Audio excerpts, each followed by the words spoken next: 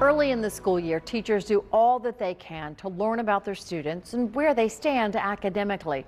Well, one art teacher found a way to not only gain insight into her students, but also learn about the skills they have as artists. It's a great example of what's right with our schools.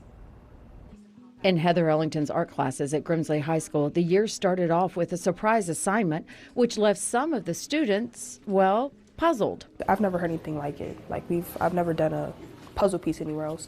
So I really like the idea. Well, she said like free art, like draw whatever you want, like anything that connects to you or your identity. She wanted her students to have the freedom to express themselves using any artistic means they wanted. So they had a couple requirements, and the ones that I had them focus on were 3 to 5 personal or academic goals that they wanted to incorporate in the piece, and it had to be visual. So since we're in art, I wanted it to be visual and not written. So they had kind of a low-key way of being able to express themselves. And then the other thing is that they also had 2 to 3 elements or some type of logo or something that represents themselves within the artwork, because I wanted that to be the emphasis and the focal point to really showcase their identity. Were you surprised with what you received?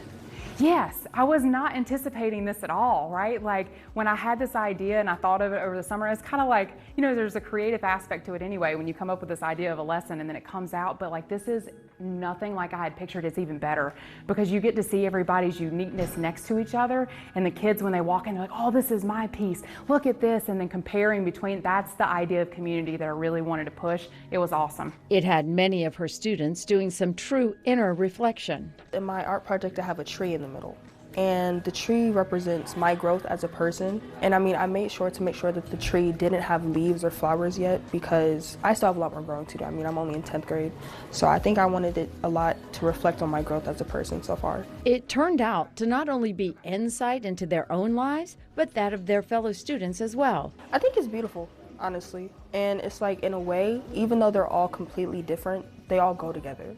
And I really like that, because I mean, people have like lots of colors, and there's people who have just, you know, muted colors like black and white, but they still all go together.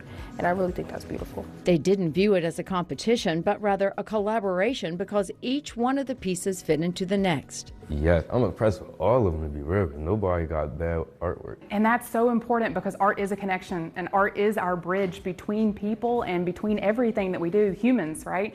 So that's why this piece and this project is so important to me, because it allows that connection and that bridge. But Mrs. Ellington did find herself with one problem. How are you going to top this? I don't know. I really don't know. I always feel like when I come up with these designs, I'm like, this is going to be great. And then I'm thinking about like, how can I expand on this now and make this? I'm hoping next year that the other art teacher, Mr. McInturf, who's amazing, will participate, and then we can fill up all the hall, because I think it's incredible for sure. Well, the students also write artist statements to accompany their work. They talk about what they created and why, which Mrs. Ellington says gives them more insight into their puzzle piece and their personal story. She is now exploring with creating QR codes for next year, which will allow the artist statements to be an interactive part of the display.